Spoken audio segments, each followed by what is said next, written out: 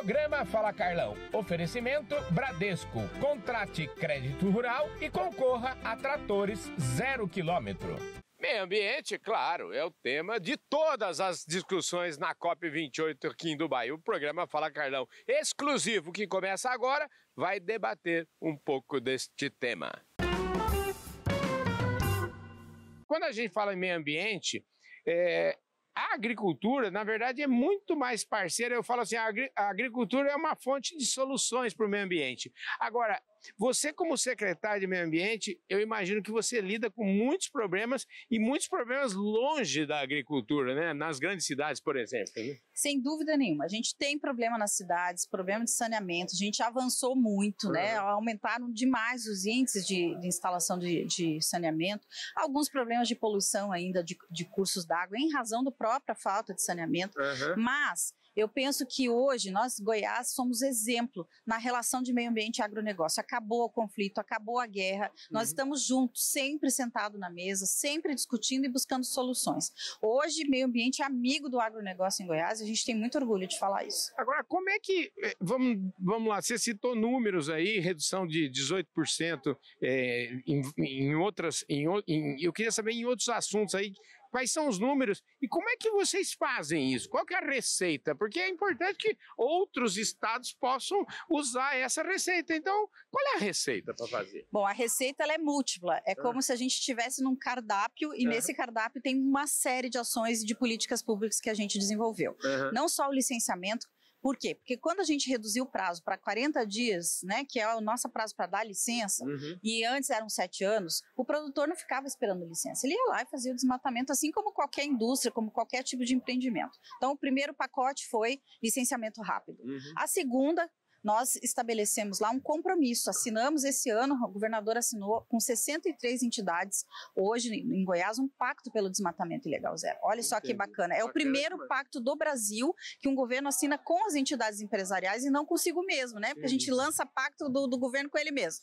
Não, aqui foi um pacto de verdade com as entidades empresariais. Nós também construímos lá toda uma política de compensação florestal e compensação por danos no caso de desmatamento ilegal, ou seja, ficou muito caro para aquele que faz o desmatamento ilegal. Então, a gente deu um corte no ano de 2019, quem fez antes fez, quem faz depois disso, a penalidade, não só a multa, nós nem estamos falando de multa, nós estamos falando que tem que recuperar a área fica embargada, então foi um compromisso que a gente estabeleceu e assim, uma série de outras políticas, a fiscalização, nós fortalecemos, temos os autos de infração remotos, então é um conjunto, não só a gente dá para o produtor aquilo que ele quer, que é a licença, onde ele tem direito, e ele precisa dessa licença rápida, ao mesmo tempo a gente tem um compromisso com eles de fazer tudo dentro da legalidade, o Estado atende às necessidades e ao mesmo tempo o retorno veio, então a gente entende que política pública se faz com todo mundo na mesa e com eficiência, o Estado brasileiro não pode ser mais aquele monstrengo que não anda, não entrega o serviço para os nossos usuários e a gente está falando de um país que precisa se desenvolver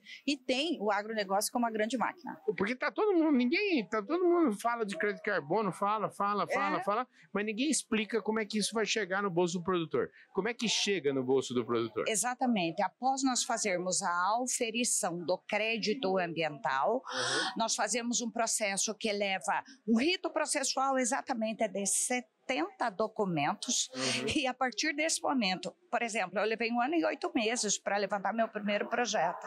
A partir do momento que eu levantei o projeto, hoje eu estou com os nossos créditos ambientais dos meus produtores rurais registrado em bolsa na B3.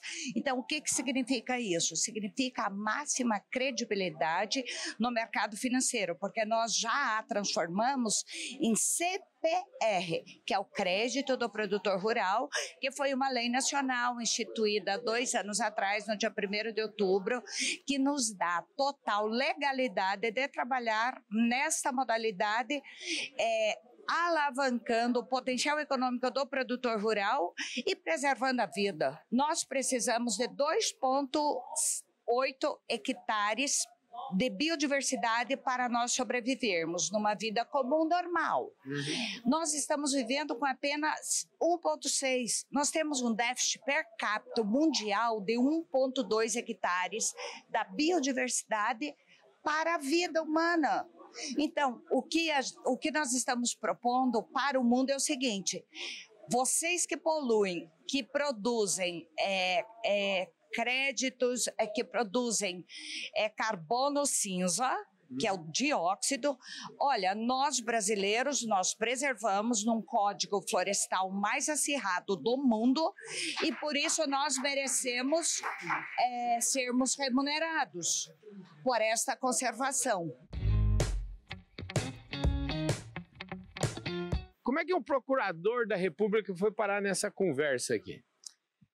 O Ministério Público Federal vem trabalhando com esse assunto já há 15 anos, né? No Pará, já estendeu para outros estados também. Então eu quando fui para o Pará, essa conversa já estava rolando, então já tinha todo esse processo de acordos do MPF com os frigoríficos e toda essa preocupação de como fazer para a gente entender de onde vem o gado, né? Porque como é que eu vou controlar a sustentabilidade da cadeia se eu não sei de quem que foi comprado aquele animal, né? Então, essa discussão da rastreabilidade sempre esteve lá na origem e é uma grande dificuldade que o Ministério Público tem para saber se o acordo que foi feito está sendo cumprido mesmo ou se está só sendo formalmente cumprido, né? Então, a gente tem evoluído muito nesse caminho, até com apoio. A gente aprende muito quando vem a esses eventos. Eu estou aqui muito mais para ouvir, aprender, né, do que para falar qualquer coisa, porque as instituições, entidades, universidades estão sempre descobrindo novas maneiras de trazer essas informações para os órgãos ambientais, para o pecuarista, para a indústria, né, para que a gente possa saber entender melhor a rastreabilidade, e agora a gente já está tratando muito mais concretamente de algo que pouco tempo atrás era impensável, né, que é essa rastreabilidade individual de cada animal, né, porque essa é a maneira, a melhor maneira que a gente consegue imaginar hoje de ter certeza por onde o animal passou, para a gente verificar a situação ambiental das fazendas dele, né, desde a primeira até a última, até chegar no frigorífico, e também para uma série de outros controles que existem sanitários, controle até de produtividade, como foi dito hoje. Então, eu acho que esse é o padrão mais elevado que a gente pode ter aí de verificação da cadeia produtiva. É muito interessante ver a ministra da Saúde participando aqui, mostra também vamos dizer assim, transmite para o público que esse assunto é um assunto transversal, né? É um assunto transversal, é um assunto que já está sendo tratado assim pelo governo brasileiro, tanto que o Comitê Voltado para a Mudança Climática, ele conta com vários ministérios, e nós pensamos assim no setor saúde há muito tempo, né, com foco da questão ambiental e, mais recentemente, colocando no centro da discussão a mudança climática. Ô, ministra, quando a gente fala COP, a COP é um lugar onde tem discussões, vamos dizer assim, muitas vezes discussões na estratosfera. Eu queria que a senhora tivesse a oportunidade de falar um pouco para a gente das ações concretas.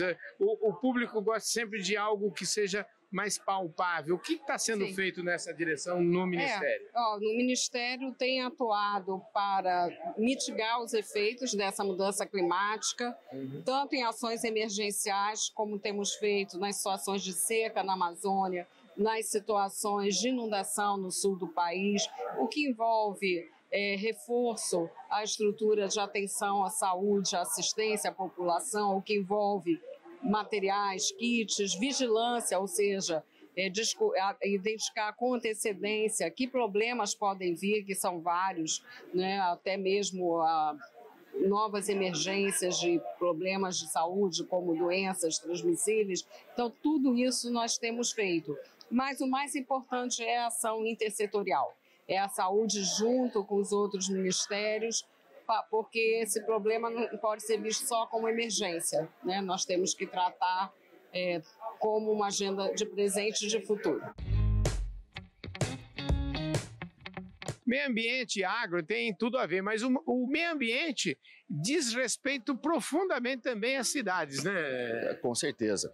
O nosso mentor, o Jaime Lerner, fala que a cidade, né, ela tem que ser uma acupuntura urbana, né? Então a gente tem que resolver pequenos problemas para que, como a gente não consegue resolver no todo, a gente consegue melhorar o aspecto ambiental da cidade com pequenos problemas, como implantando praças, né, plantando árvores, criando corredores, parques, né? Tudo isso que está sendo discutido hoje na COP com relação a mudanças climáticas, se fosse implementado há 32 anos atrás, talvez a realidade fosse diferente, né, Carlão? Pois é, mas eu sempre falo que para bons projetos, o melhor momento de implementar é sempre hoje, né? É hoje. Porque a gente falar, se fosse lá atrás, não vai resolver nada, né?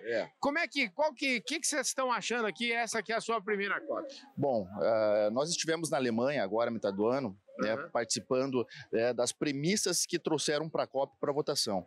Então, essa COP, né, como ela mesmo fala, não dá para deixar ninguém para trás. Né? Estamos esperando que saiam os acordos, né, que se consiga principalmente fazer com que as nações que mais poluem, né, que mais causam esse grave sistema do meio ambiente, possam de fato contribuir financeiramente para que países de desenvolvimento e subdesenvolvidos possam se reerguer. Como é que é ter que dialogar com vamos dizer assim, os diferentes interesses regionais? Eu acho que, por exemplo, no Rio, o Rio tem uma bacia petrolífera importante no Brasil. Como é que é esse diálogo? Vocês estão permanentemente conversando? Eu acho que esse é um tema que eu acho relevante também. O Rio de Janeiro é o maior produtor de óleo bruto do Brasil. Nós representamos, em termos de produção, 85%. Se a gente passar para o gás natural, nós produzimos 72% do que o Brasil produz. A siderurgia, nós somos o primeiro, né, em produção de aço bruto também. E isso traz, claro, força para o estado do Rio de Janeiro, sob o ponto de vista financeiro, econômico, posicionamento do PIB, mercado consumidor, mas traz grandes e amplos desafios que precisam ser encarados com seriedade. Então, nós precisamos falar da descarbonização da nossa economia. Então, qual é o passo que o Rio de Janeiro vai dar? Para isso, a gente precisa de um subsídio do nosso ambiente regulatório. O que vai ter em termos de legislação federal para que o Rio de Janeiro tenha que cumprir e estabelecer suas metas? Precisamos falar. E o Rio de Janeiro, por exemplo, um exemplo prático, factual, para a gente poder ser muito objetivo, é que nós assinamos agora com a Petrobras, né, um protocolo de intenção de desenvolver nos próximos 24 meses um protótipo de captura e armazenamento de carbono, que tem um potencial de redução de 30% das emissões globais do Estado. Então, só para vocês terem uma ideia, que uma iniciativa com uma empresa predominante como a Petrobras no Rio de Janeiro já tem essa perspectiva de redução de 30% a partir da tecnologia de armazenamento, de captura e armazenamento de carbono e rotas tecnológicas de transição energética que nós estamos lançando mão, como o hidrogênio verde, o gás natural, o etanol, o biogás e o biometano. Conversei aqui com o Thiago Pampolho, vice-governador do Rio de Janeiro e também secretário do Meio Ambiente, direto aqui da COP28. Mais um Fala Carlão, sempre, sempre na prateleira de cima do agronegócio brasileiro.